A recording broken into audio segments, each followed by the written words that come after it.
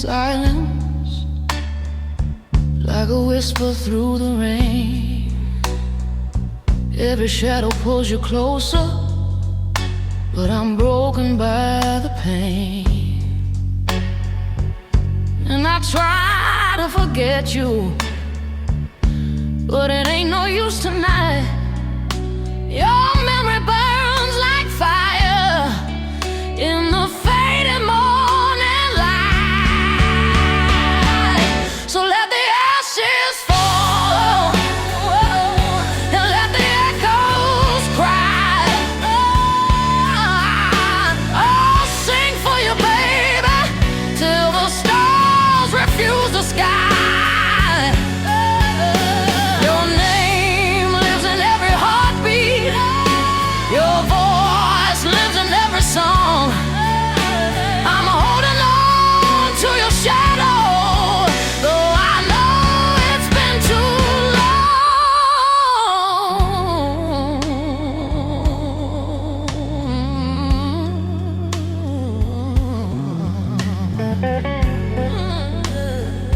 Your silhouette and candle glow brings fire to aching bones.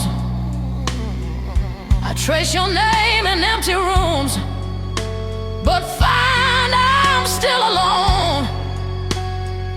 And maybe time will heal these wounds. Maybe hearts can learn to fly. But right now, all I feel is love that never dies. So let the ashes fall and let the echoes cry. I'll sing for you, baby, till the stars refuse the sky.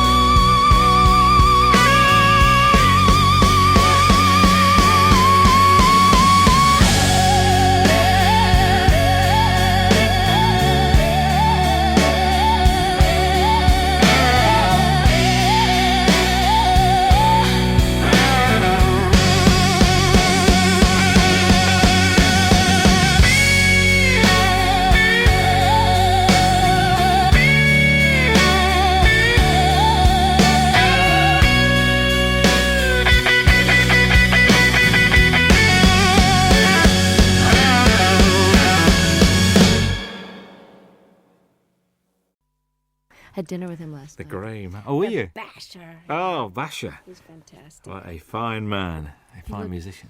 They've got a picture of him on the wall of this VH1 studio in Camden Road where we were, and he looked like a lemur, like, because he's just had really light blue eyes, and just the photograph looked like he was holding a guitar, and he just looked like one of those exotic Madagascar lemurs that only come out at night. It was just great. I used to run a little venue in the north of England, which was an old wooden pavilion that was been knocked down now.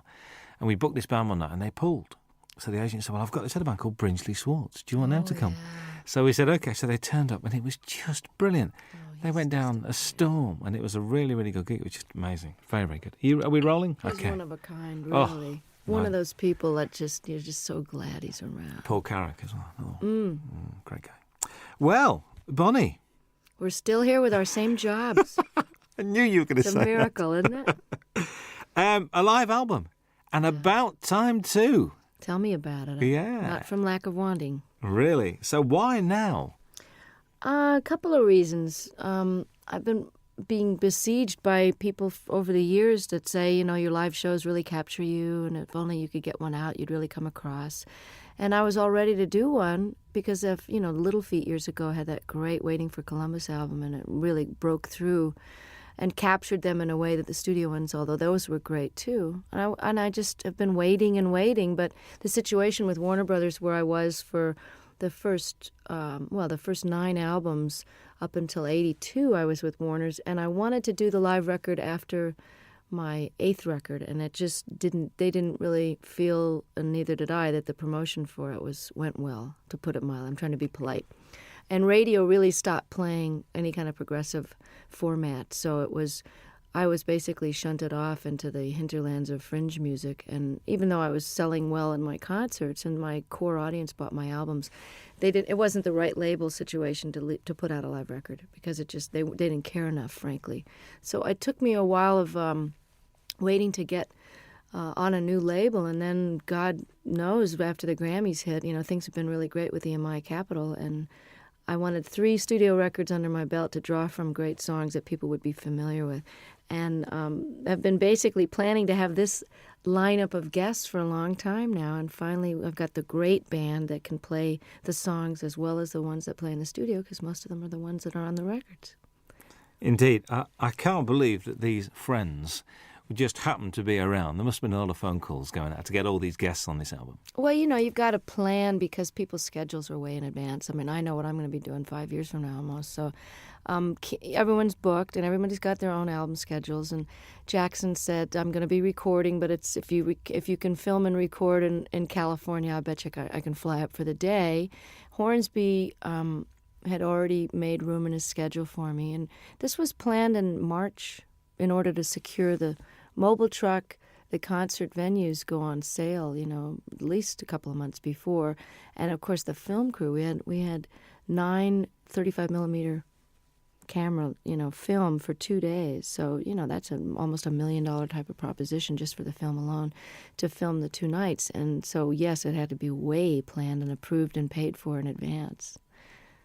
But I must admit, the sound of the album is one of the best live recordings I've ever heard. Oh, fantastic. And I'll tell our engineer that, because he worked his you-know-what off trying to make it. Because I'm not a big connoisseur of live albums. I mean, I listen to James Taylor's and Peter Gabriel's, and of course, Little Feats I play a lot, and I have some live Westwood One radio programs that I've listened to and gotten copies of live performances where I've missed someone's tour.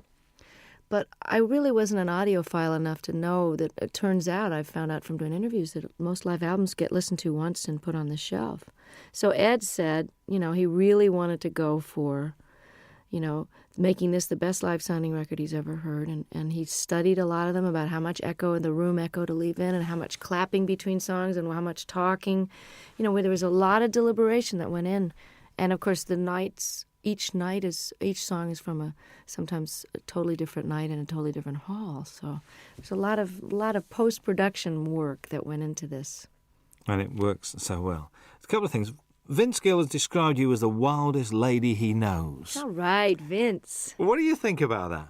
I think he's the guy all of us would love to get wild with, actually. He's the nicest star.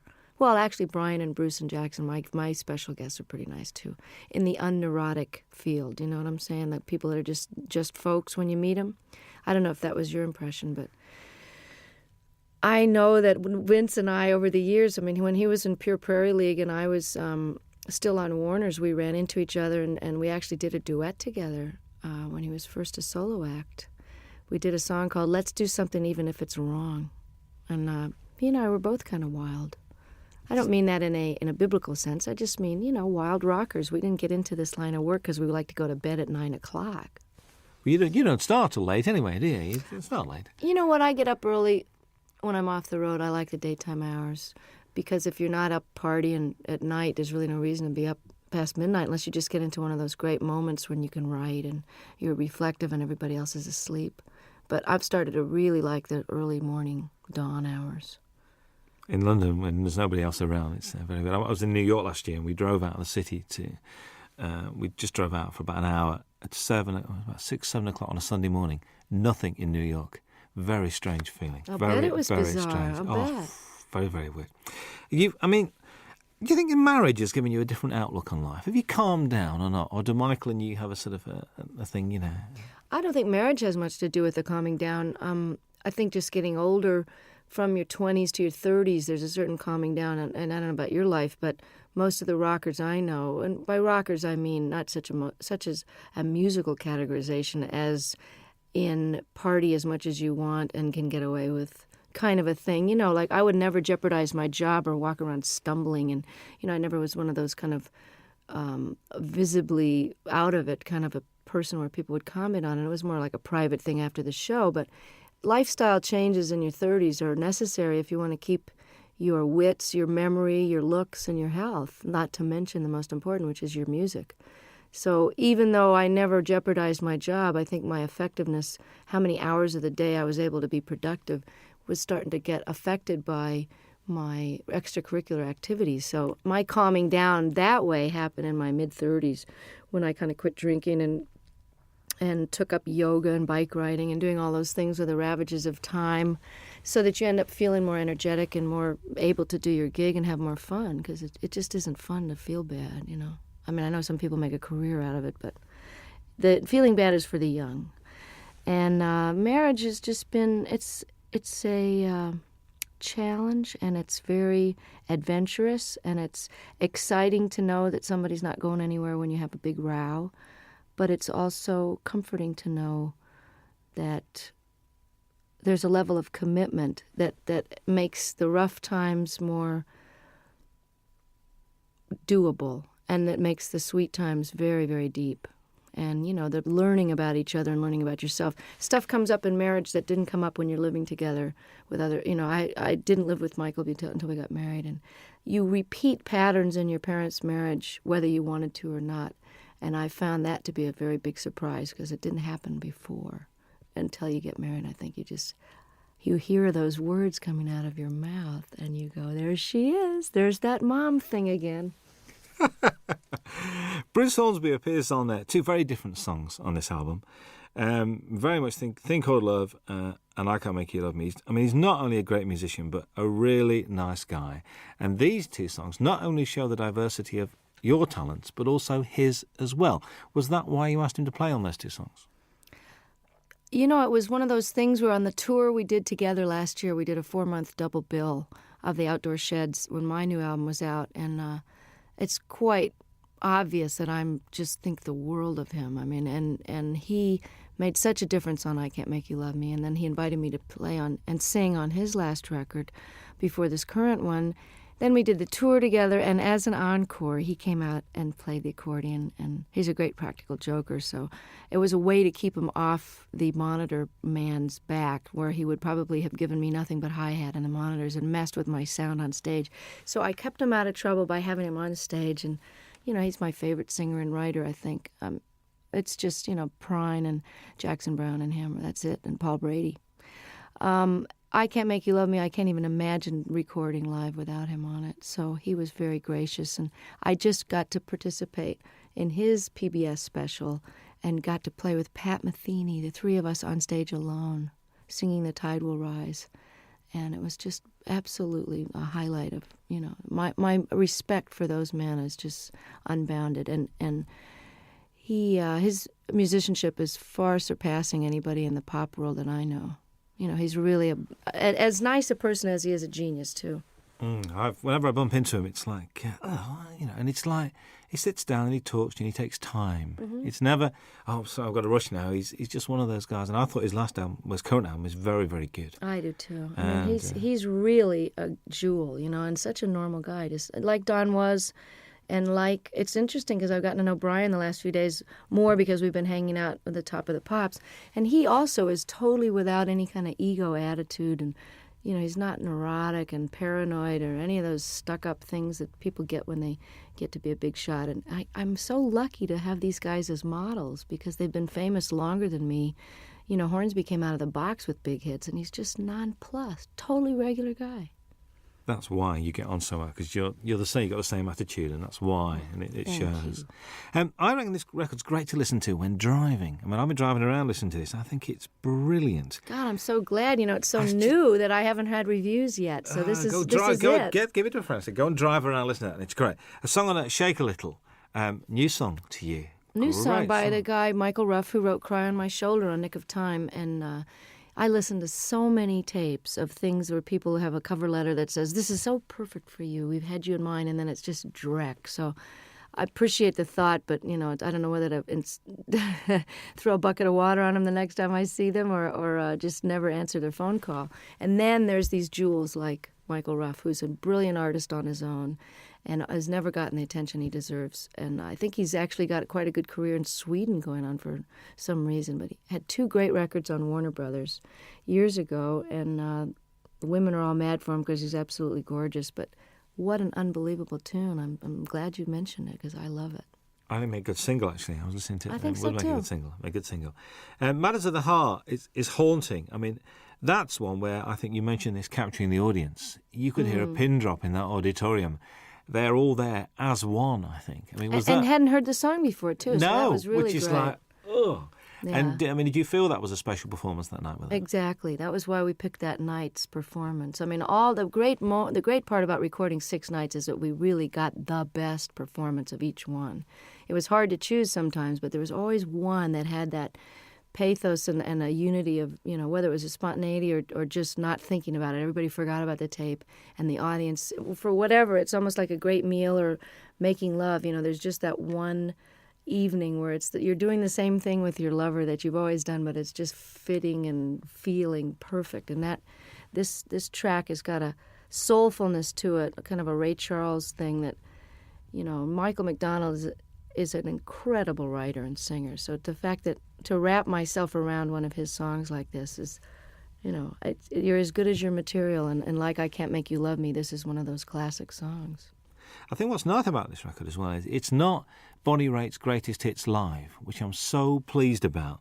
It's a real, it's almost it's a comment and it's a reflection. Was that purposeful, the way you selected the songs? Yeah, and I'm glad to hear you say that. This is terrific that it's coming across, even in its shortened one-disc version of the 2-hour concert. I mean, we were actually surprised, Don and I, when we had to narrow this down, that this played as well, and we almost like this order better than the ones with the extra 4 songs on it. I had no intention of doing a greatest hits, because why would somebody want to buy it? Well, I suppose they would want to have all those so-called hits on one record, but why not try letting the songs go out the way they've evolved over the last few years? I mean, Love Me Like a Man, I recorded in 1972, and the guitar solo is never going to be the same twice.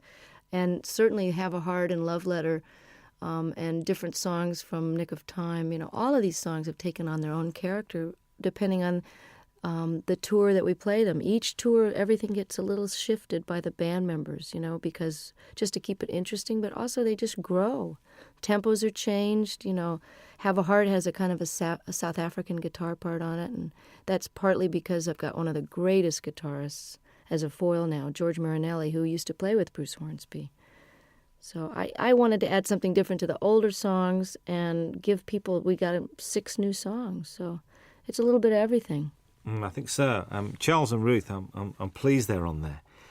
I get the impression the way you were together, there's a real mutual respect amongst the 3 of you guys. Oh, total. And I mean, of all the people that are on a stage at once, everybody has admiration so deep that, you know, I hope it comes through, and I'm glad to hear you say that it can be felt, because Ruth Brown single-handedly was such an influence on Etta James and Aretha Franklin and all the people that I grew up listening to when I was old enough to read about their influences. They were the ones that mentioned Ruth, because I, of course, was only, 1 year old when her first record came out. But she's built Atlantic Records with her singles in the late 40s and 50s, as did Charles Brown, who's no relation, by the way. They're just from a totally different part of the country. But he also was seminal in starting the whole West Coast blues sound, the transition between the post-war jazz era, and he took his Texas very funky roots. He also was classically trained, and he melded them into the style of jazz with the Art Tatum flavor and the beautiful classical music, to where Nat King Cole became famous based on the music that Charles Brown was doing. And, of course, Ray Charles is a direct descendant, although he doesn't credit Charles, and has never turned around and really helped him, nor have Chuck Berry and some of the other people that really grew up idolizing him. And I always felt it was strange that the great rhythm and blues artists and the white artists of today, who owe such an incredible debt to these pioneers, would not only not put them on the show or at least throw some money towards the organization out of which they can get some health insurance since they didn't get any royalties. Because this is the biggest criminal revelation I found out in the last 6 years, is that nobody before 1970 did get royalty participation. And we've just now gotten to the fourth large company to only now, 6 years after the organization was founded, to agree to pay a 10% royalty starting today, for example, as opposed to 30 or 40 years of lost royalties and 10 years of CD sales with no money coming, no health insurance. You know, every other industry has health insurance and takes care of their own, except ours. So this is a call out to the other artists that are listening and fans to make sure you support the reissues that are paying royalties, and don't buy the bootlegs, and don't sell the records direct. You know, send the money directly to the artist, believe me, before you rip them off for the third time. Absolutely. That's the Rhythm and Blues Foundation as well we're talking about. Yeah. Good to see blues on this. A fine tribute to Mississippi Frag McDowell. And I remember one night in the middle of winter going to Lancaster University, which is like in the middle of nowhere, because a friend of mine rang me up and said, "We've got to go and see this guy playing." I said, "What's he said?" "Mississippi Frag McDowell." I said, "Okay, we'll go." Went along, there was 8 people there.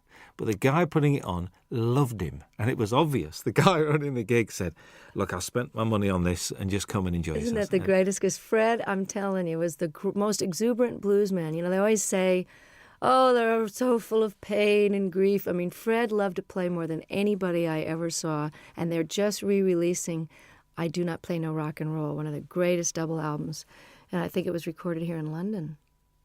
I'm not sure if that was the one, or maybe there was just that in concert where he's wearing this Mexican poncho over a bright yellow sharkskin suit with a bolo, string tie, just unbelievable getup.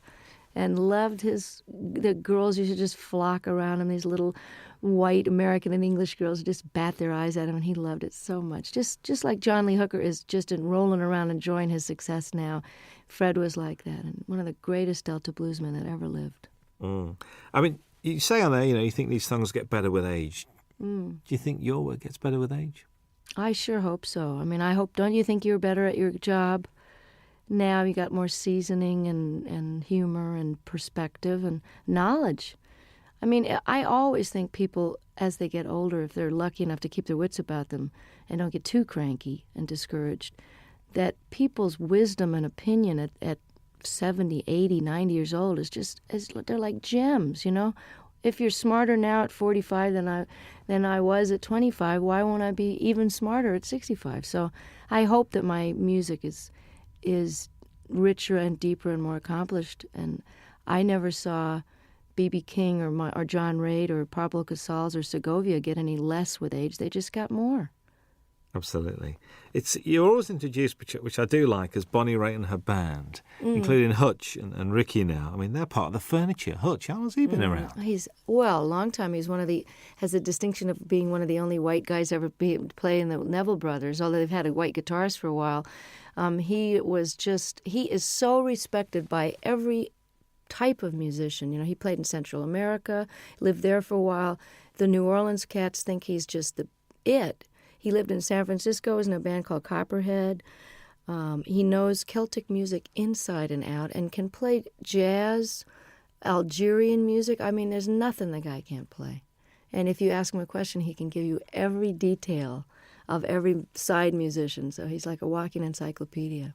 These are sort of nice guys to have around, I think, to contribute to what you're doing. Oh, I'm so lucky and this is the best benefit of success, is that while Hutch has been with me for over 10 years, at whatever salary level I was at, he was with me during the rough years in the 80s too, rough meaning couldn't pay very much. Ricky, who has been a successful producer living in Australia, doing film scores and, just co-produced the Boz Scaggs album. And, for those of you, Ricky Fattar from South Africa, he was in a young band called The Flame that was quite famous and was in the Beach Boys for a while. I'm able to afford musicians of the level that I've got now, and that is probably that and raising really great amounts of attention and money for political causes that really need the bucks. Those are the two most incredible aspects of my success that have made the biggest difference, that and good catering, backstage, to actually eat food that hasn't been sitting there for 4 hours. But to be able to play with Ricky and Hutch and have them leave home and come and play with me, is just, it's like a dream come true to every night have these guys. That's why this record was done now. That's why I say in the liner notes, this was the time and you are the reason. Absolutely. Jackson Browne had to be here, really. I mean, there aren't many stages that you and him haven't shared over the years. Mostly benefits as well, actually. But, I mean, to do Opening Farewell is just a bit special, I think. And, we didn't know what we were going to do. I was going to cut this wonderful reggae tune that he did on his last record called I Hear Your Heart Beating Everywhere. I love that song. And I thought we could have a duet, kind of a, We Be 40 kind of a thing. I don't know. And we tried it in my key, and it just didn't sound as good as his. So I said, well, maybe we should send the band off to the wings and just sit here and play Opening Farewell. And it was just done. He came and never had a chance to rehearse it. He never had sung it in that key, never sung a harmony part. And all of a sudden, we're filming and recording it for the history, and he was really a champ. I can barely look at him because I love him so much, and he's so gorgeous and never changes. But yeah, I said that he had to be on the live record because he knows too much about me, and I'm afraid he's going to talk. He knows where the body's buried. Well, I know where his skeletons are buried too. There's an argument that drink and drugs have added to some of the finest music and literature, and also that all the great artists have got to be a shade crazy. I mean, eccentric, crazy, call it what you will. What do you think about that? Totally agree.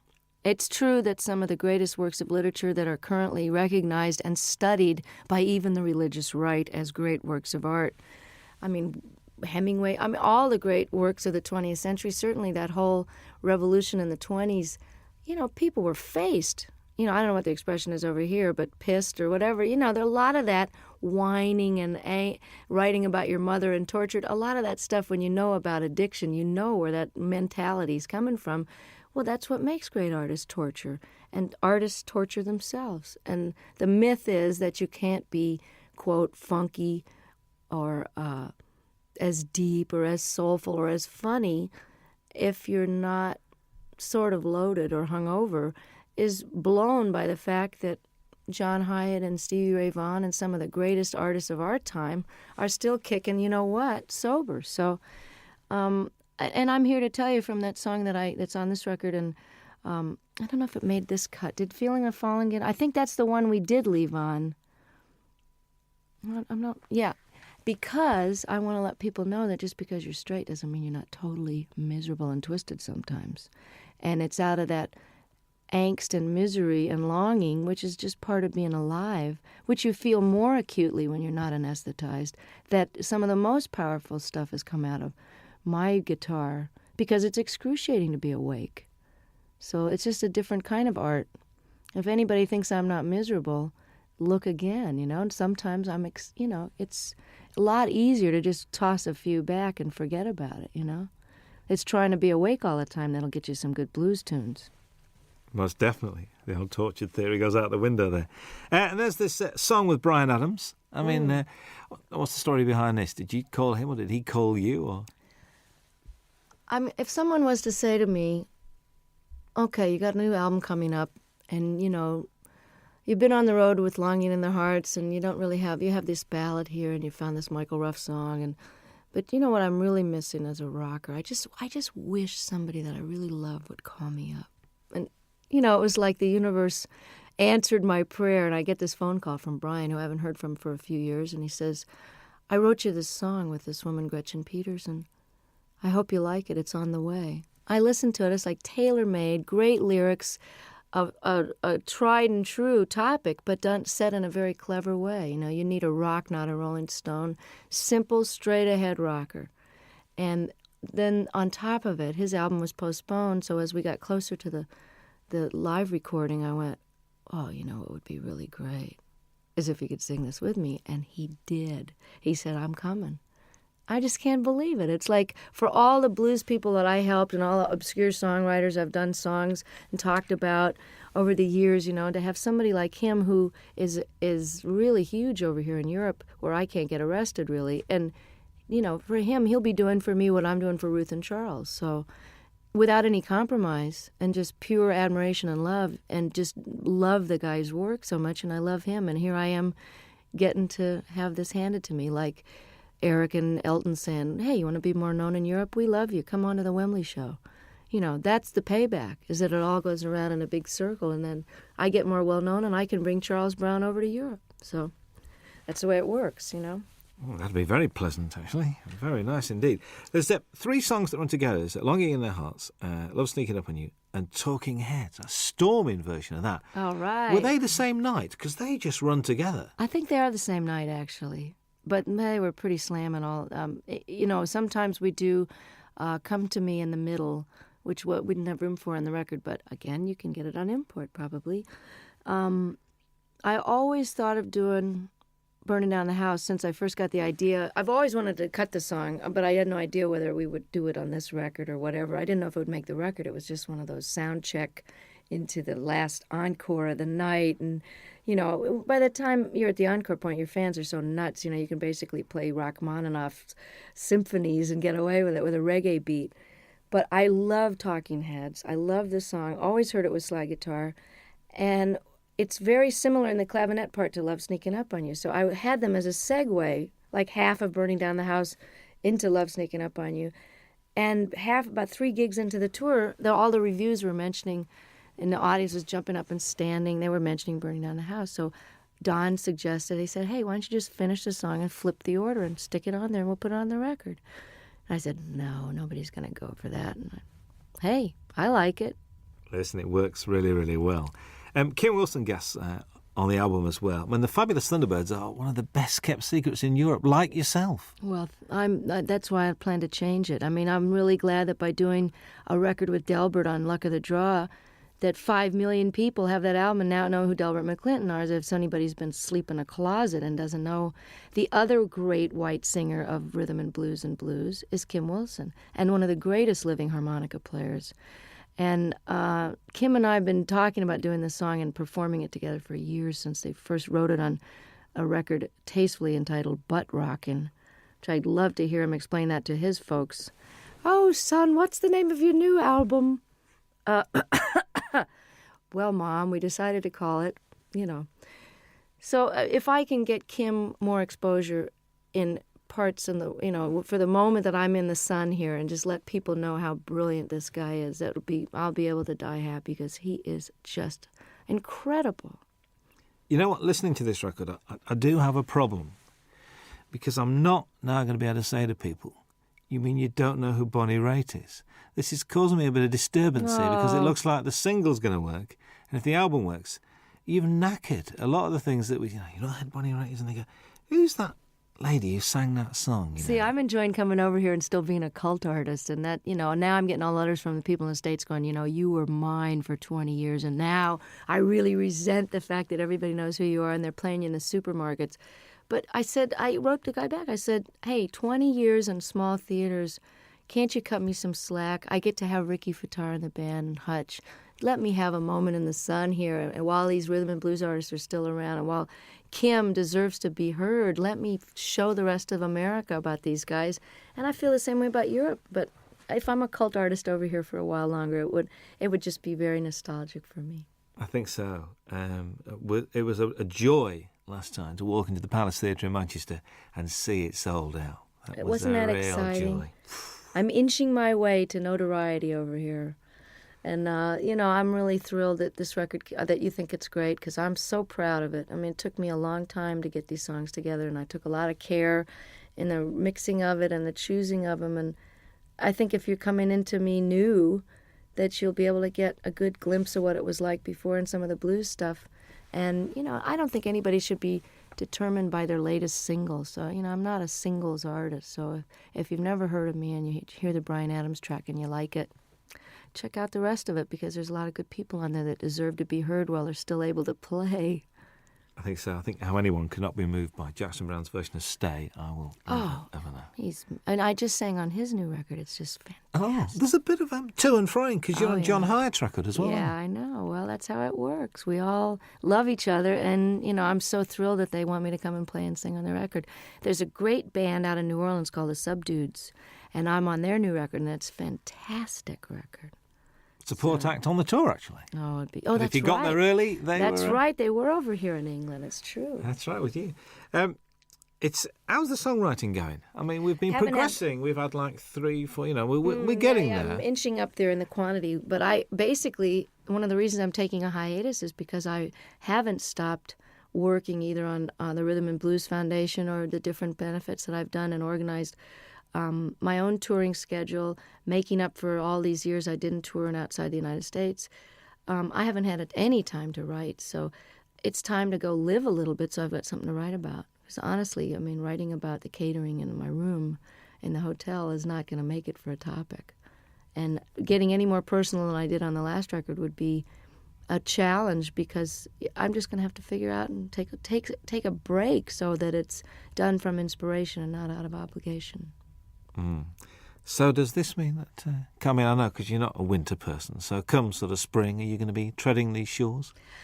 I'm hoping to have the first break from touring in 25 years after this live record. I mean, I was doing this now, and I did a record with my dad, and it's out on Angel Records with a 42-piece orchestra. We did 3 songs together, which is great fun.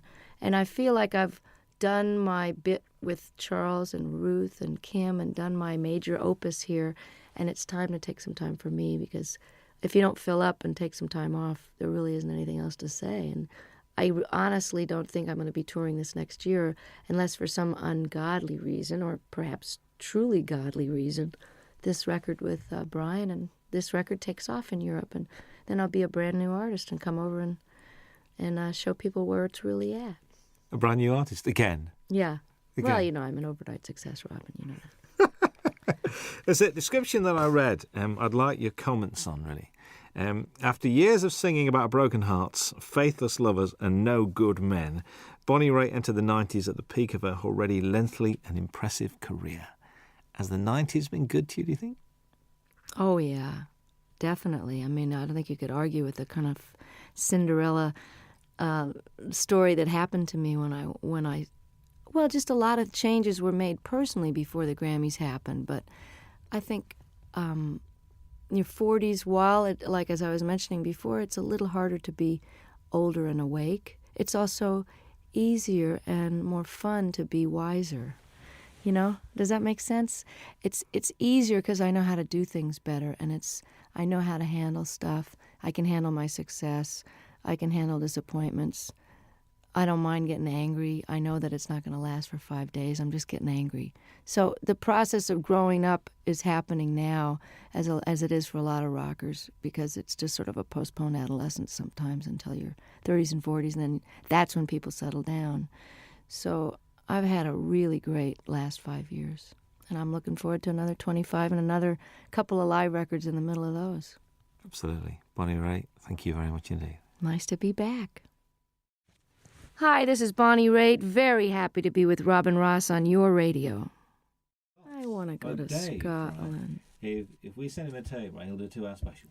Wow. He's like a big supporter, isn't he? These guys are just, Thank you, Dave. Thank you for the homeland, for the young girl who's found her way back to your shores any minute now. I'm threatening to show up for Hogmanay again. Again? Oh, Well, tell people God. this time, will you? See, I'm the only one that remembered what happened those 3 days. The entire country was out of their minds. But the studio was. I'm coming back with a video camera because nobody in America believed it. Well, they had some sort of sponsorship. They had little bottles of booze on the table, and there was like 65-year-old people just totally clapping and yahooing it up, which is a little glimpse of what like a Crosby, Stills and Nash audience is going to be like in 20 years. We'll be a bunch of old geezers singing, just a song before you go. But they'll still be all applauding. And Sheena will be singing Morning Train, and me and Brady will be out there on walkers singing Thing Called Love. I found another Brady Buncher. Curtis Stigers is a Brady Buncher. Yes, he is. Curtis Stigers is a Brady Buncher. I found somebody else as well. Guess who cut Paradise is Here? Cher. Heard it from Brady's lips today.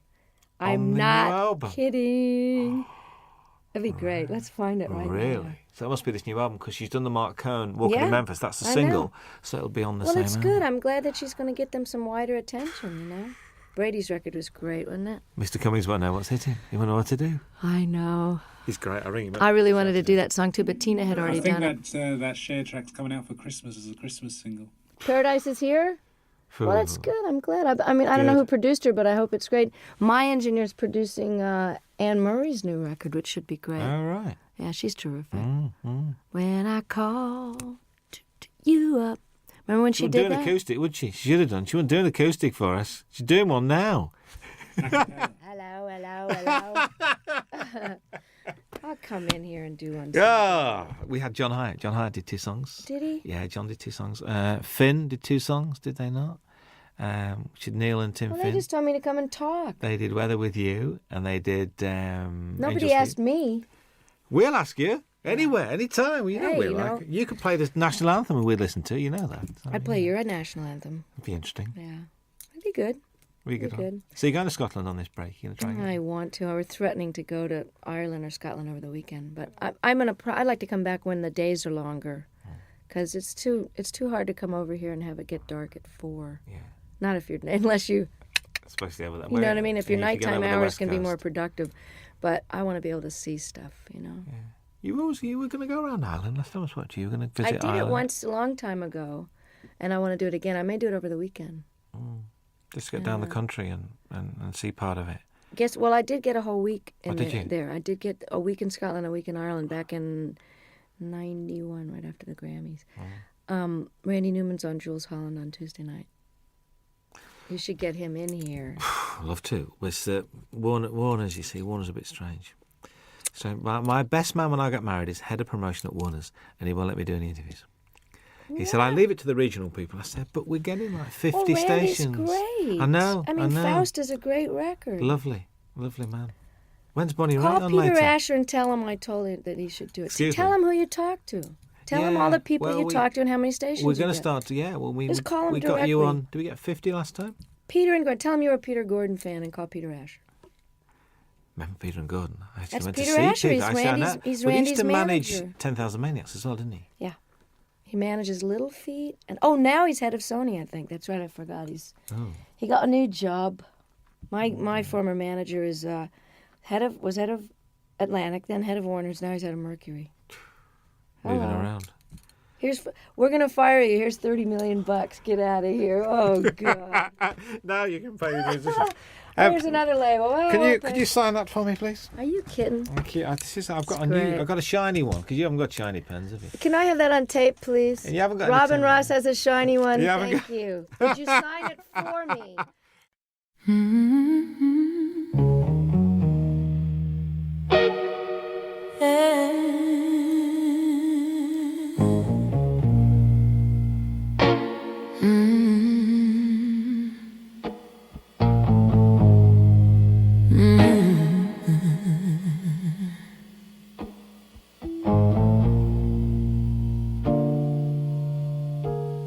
Your shadow lingers on the wall.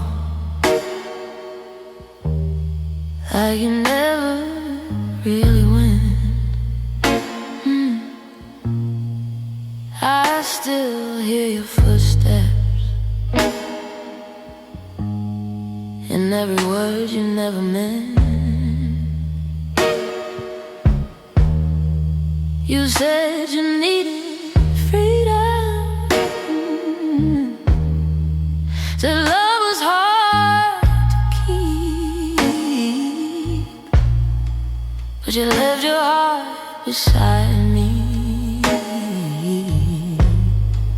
Now it won't let me sleep.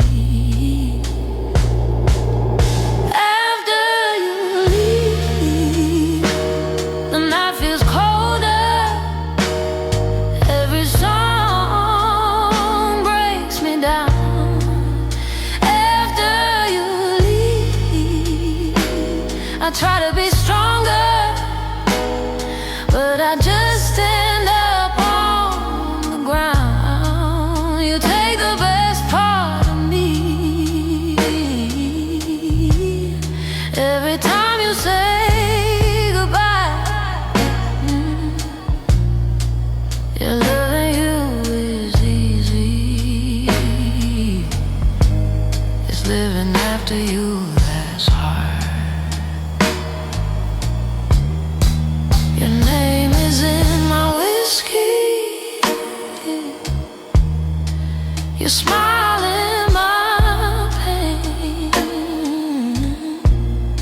I keep dancing with your memory, like it's calling me again. I pretend I'm done crying, I pretend I'm okay, but every road I take still knows your name. After you leave, the lights feel empty, like a stage with no sound. After you leave, I hold myself steady while my world burns down. You kiss me like a promise,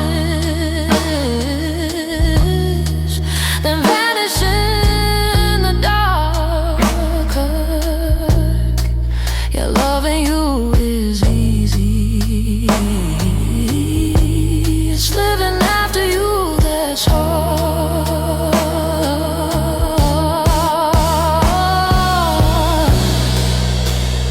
Maybe one day I'll stop waiting. Maybe one night I'll feel free. But right now all I know is you're still living in me. After you leave, I break in silence with no one watching me fall. After you leave, I keep the fire, even though you took it all. I gave you more than I should. You took it without a scar. Your loving you was heaven, but living after you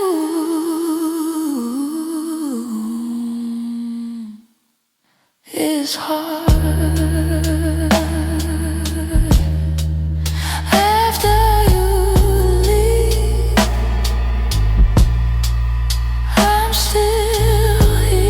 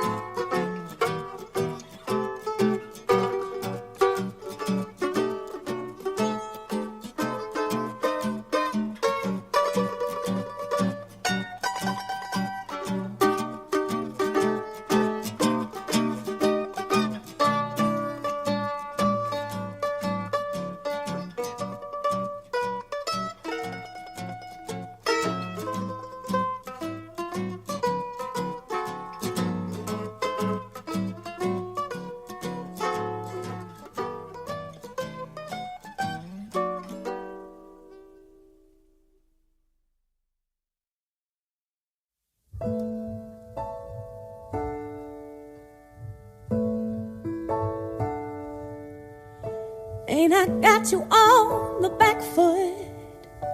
And you know I got you really good.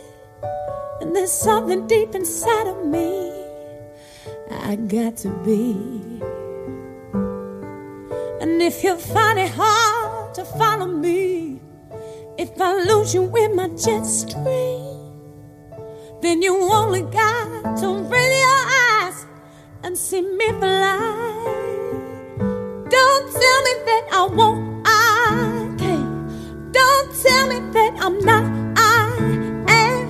Don't tell me that my master plan ain't coming through. Do you tell me that I won't, 'cause I will. Don't tell me how to feel, 'cause I feel. And yes, I know what's real and what I can do.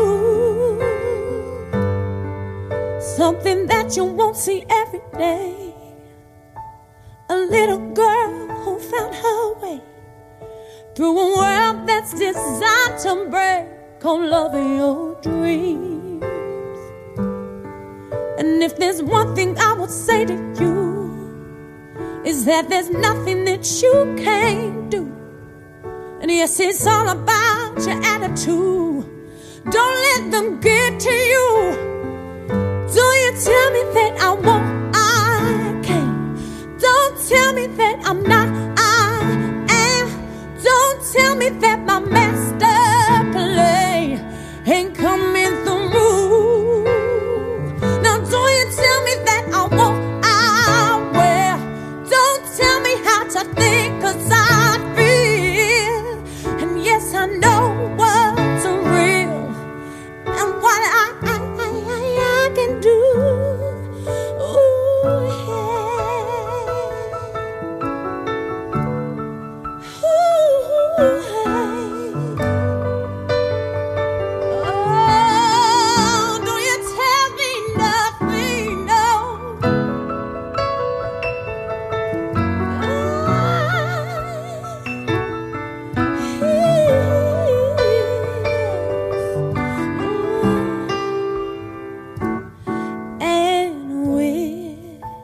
Singing in our own voice, we can make that choice to be free. Yes, we're singing in our own voice. We can make that choice to be free now, to be free now. Don't tell me that I won't, 'cause I can't. That I'm not, 'cause I am. That my master plan ain't coming on through. It's coming on through. Don't you tell me that I won't, 'cause I will. Do you tell me, 'cause I know what's real and what I can do. What I can do. I say, you sing, all right now. L-U-V. I love it.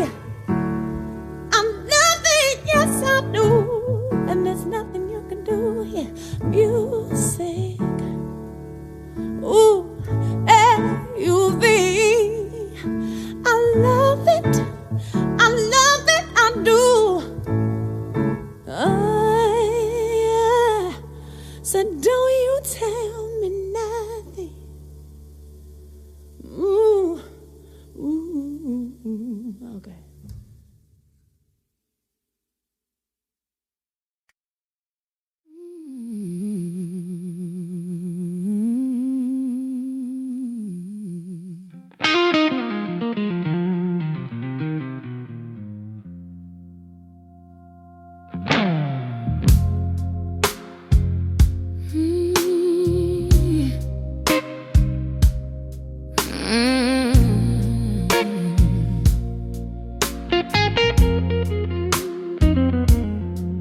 Midnight talking to the ceiling with your name upon my lips. Every promise that you gave me still tastes bitter, still hits. I try whiskey try silence, try running far away, but every road keeps you leading back to you, back to yesterday, 'cause it still burns inside like a flame I can't outrun. Your love is my addiction, you were never done. I scream your name in shadows, I pleaded through my pride. Yeah, you left me broken, but it still burns inside.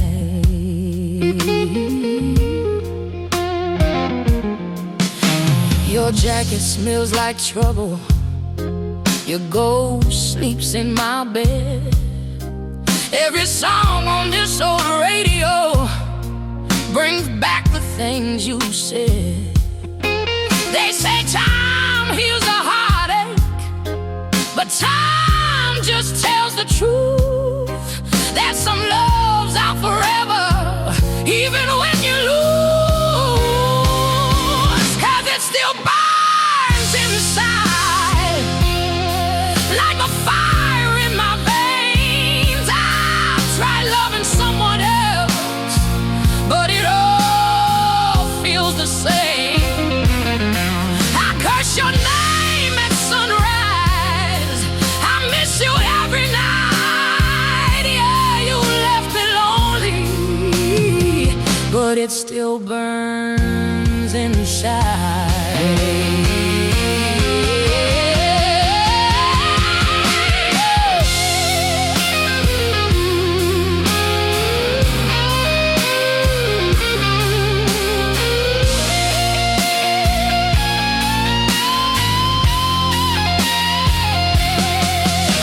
If loving you is weakness, then I'll stay weak and wild. I'd rather feel this heartbreak than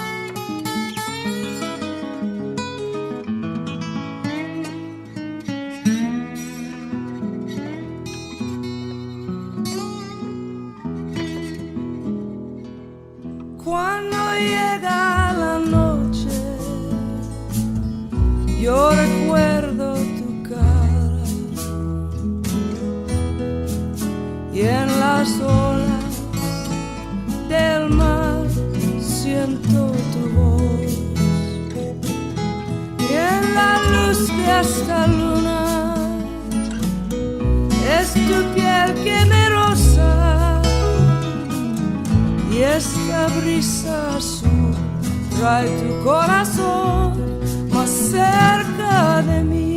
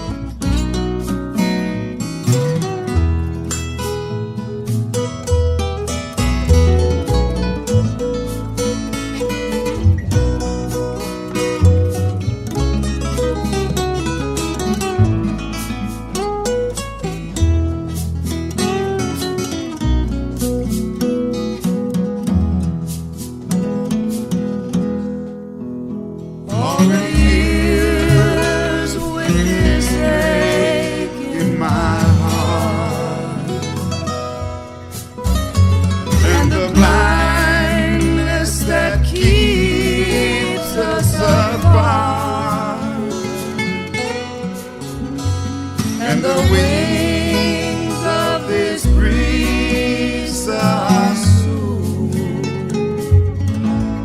will sing me to you.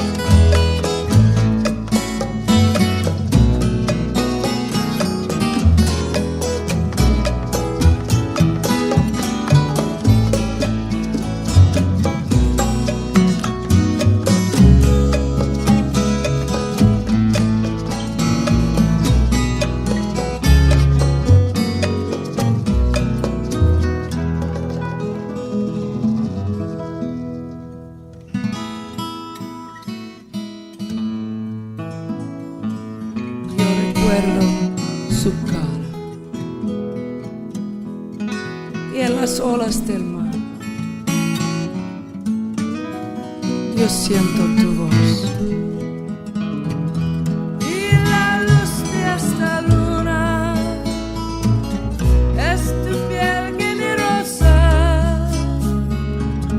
y este brisa azul trae tu corazón más cerca de mí. Esta brisa azul trae tu corazón más cerca de mí.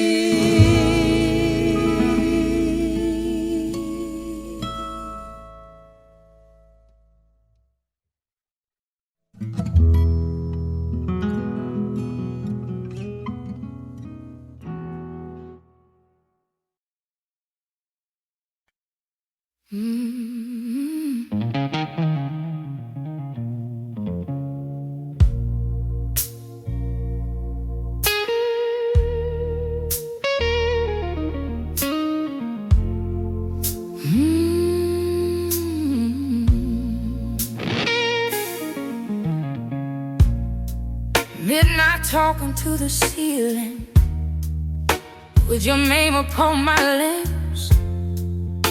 Every promise that you gave me still tastes bitter, still hits. I tried whiskey, tried silence, tried running far away, but every road keeps leading back to you, back Vegas today. 'Cause it still burns inside like a flame I cannot run. Your love is my addiction.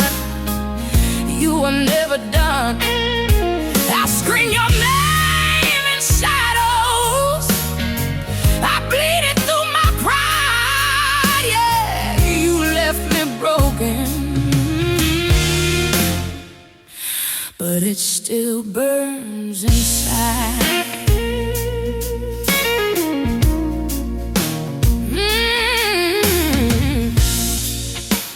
Your jacket smells like trouble.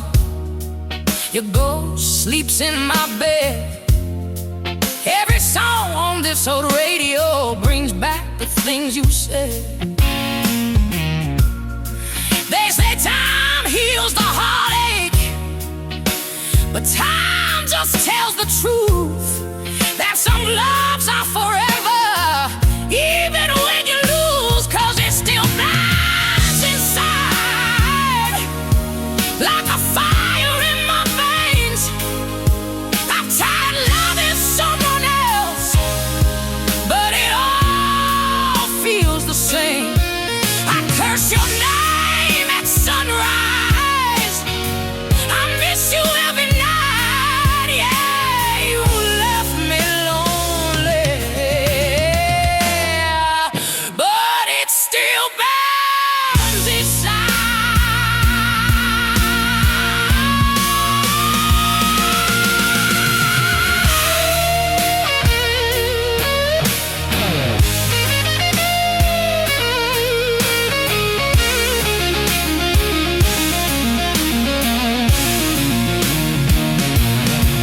Yeah, if loving you is weakness, then I'll stay weak and wild. I'd rather feel this heartbreak than forget your smile. Yeah, it still burns inside. Hear my soul when I cry. I gave you all my heart, babe. Now I'm just trying to survive. If loving you is sinful, then I'll pay the price. You walked away from heaven, but it still burns inside. Still burns. Still burns.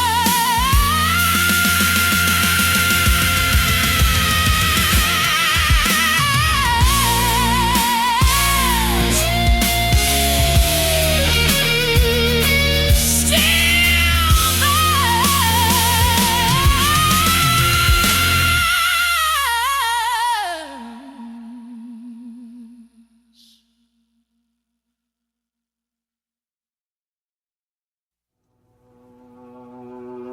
Ooh, yeah.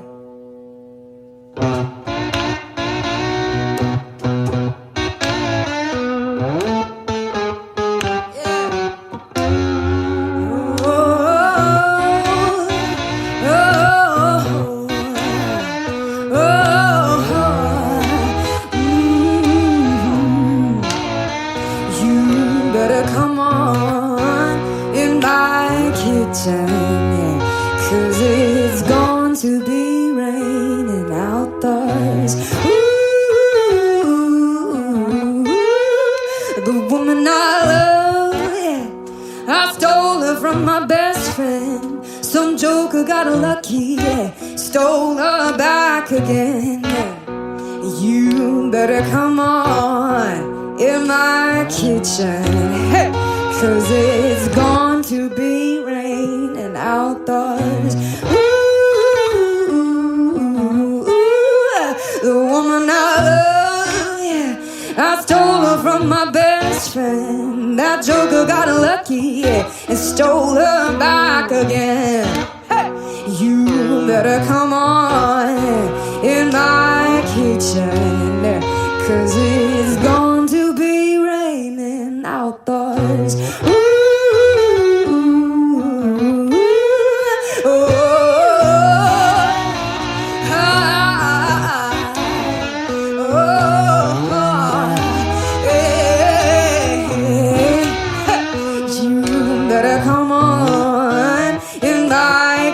time, 'cause it's going to be raining outdoors. Ooh.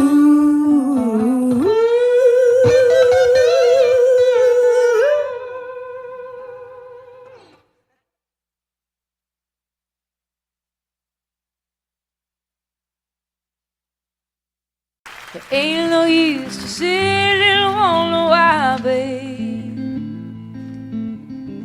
if you don't know by now. Ain't no use to sit and wonder why. It'll never do somehow. Oh, when your rooster crows out the break of dawn, look out your window and oh, I'll be gone. Oh, and you're the reason I'm traveling on. Don't think twice, it's alright. Ain't no use in turning on your light, babe. The light I never knowed. Oh, now it ain't no use in turning on your light. I'm on the dark side of the road. Oh, now I'm thinking and wondering, walking down the road. Oh, I once loved a man, a child, I am told. Oh, I gave him my heart, but it won't in my soul. Now don't think twice, it's alright. Ain't no use in calling out my name, boy, like you never done before. Oh, now it ain't no use in calling out my name now. I can't hear anymore. There was something you might do or say, oh, to try and make me change my mind and stay. Oh, but we never did too much talking anyway. Now don't think twice, it's alright.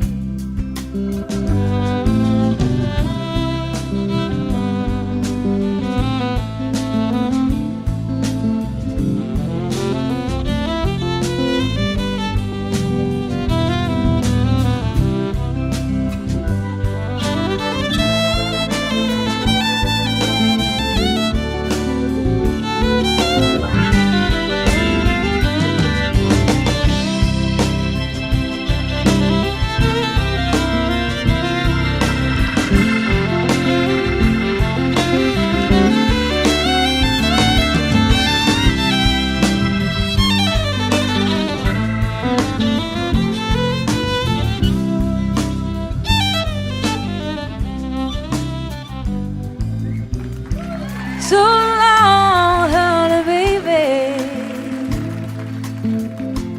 Where I'm bound, I can't tell. Oh, my goodbye's too good a word now. So I'll just say farewell. And I ain't saying that you treated me unkind. Oh, you could have done better below. I shall adore mine. Oh, you just kind of wasted all my precious time. Now don't think twice, it's alright. Oh, you just kind of wasted all my precious time. Don't think twice, it's alright.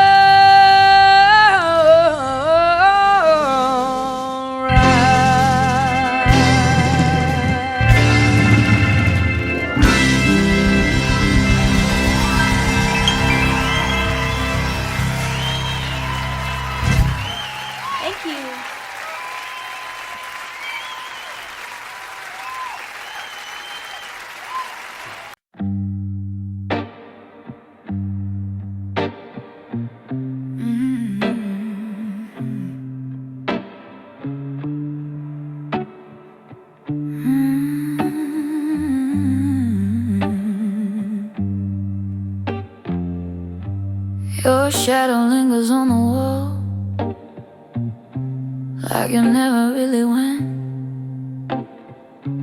I still hear your footsteps in every word you never meant.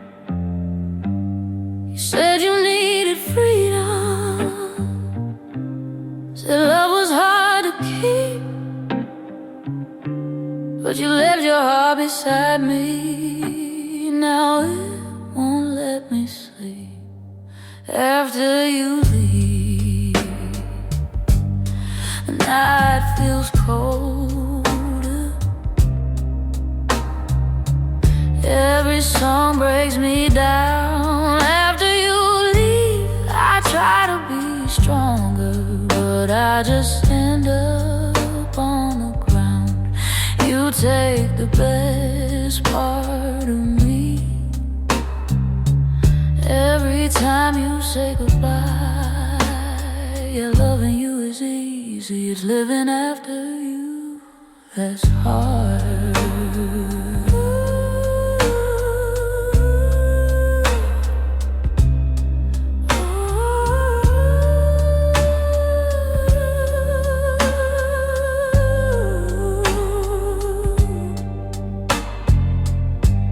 Your name is in my whiskey, your smile in my pain.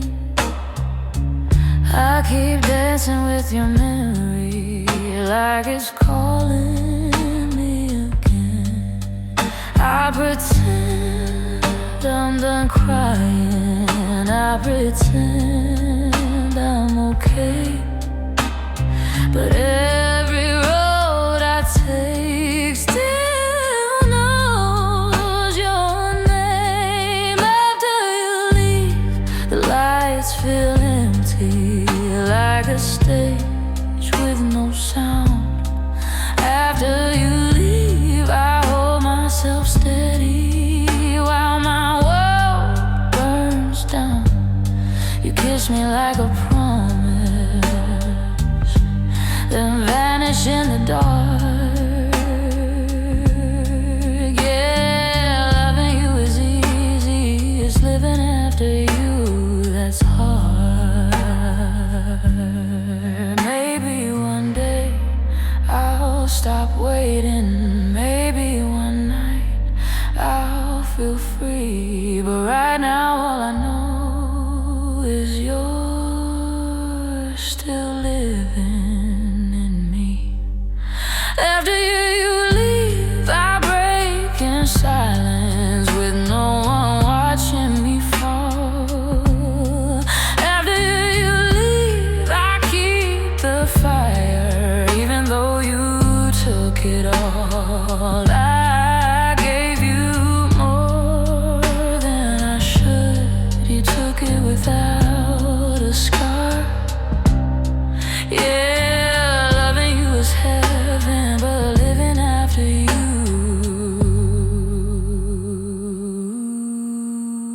is hard.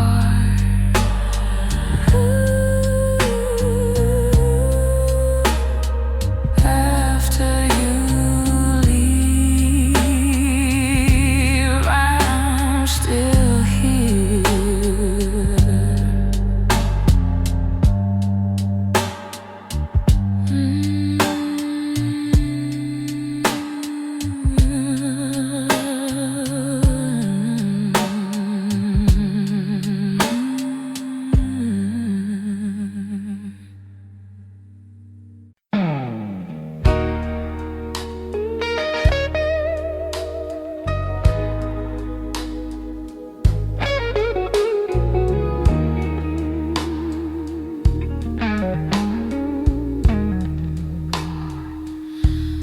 I hear you in the silence, like a whisper through the rain. Every shadow pulls you closer, but I'm broken by the pain. And I try to forget you, but it ain't no use tonight. Your memory burns like fire in the fading morning light. So let the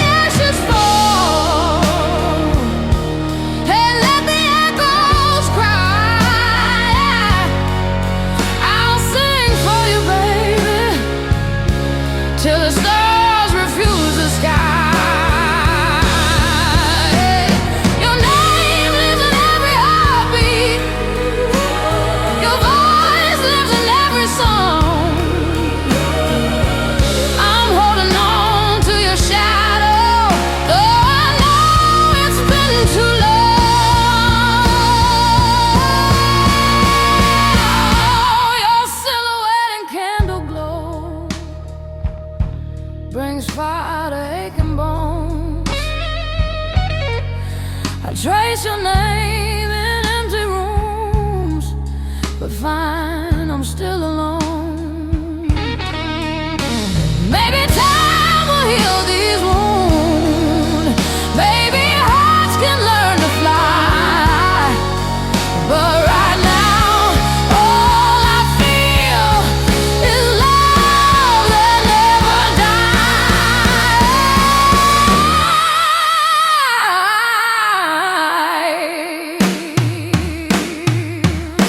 So let the ashes fall and let the echoes cry. I'll sing for you, baby, till the stars refuse the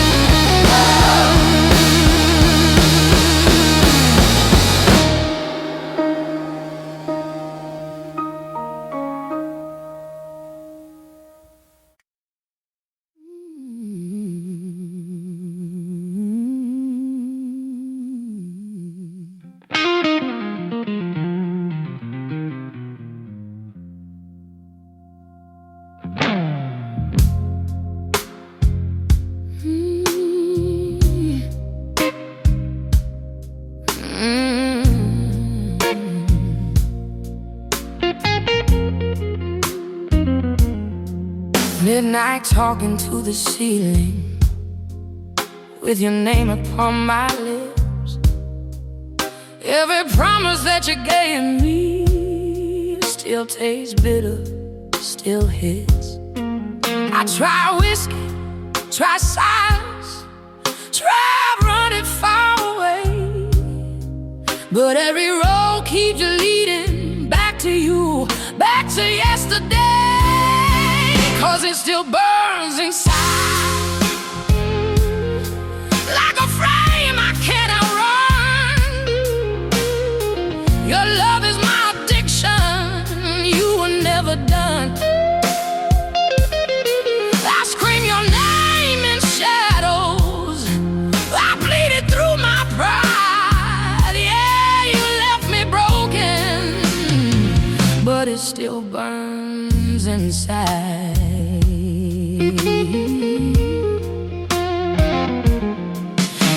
Your jacket smells like trouble, your ghost sleeps in my bed.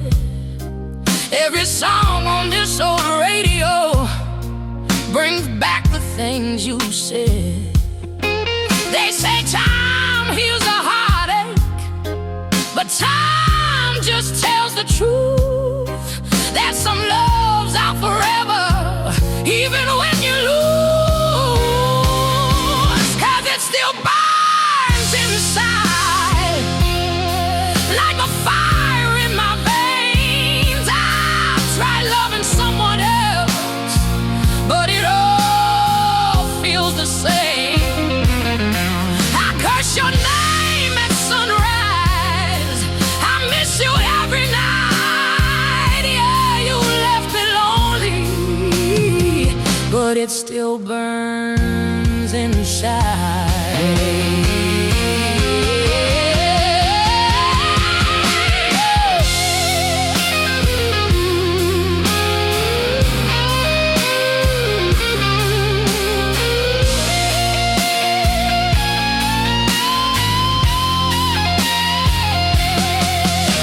If loving you is weakness, then I'll stay weak and wild. I'd rather feel this heartbreak than forget your smile. Yeah, it still burns inside. Hear my soul when I cry. I gave you all my heart, babe. Now I'm just trying to survive. If loving you is sinful, then I'll pay the price. You walked away from heaven, but it still burns inside. Still burns.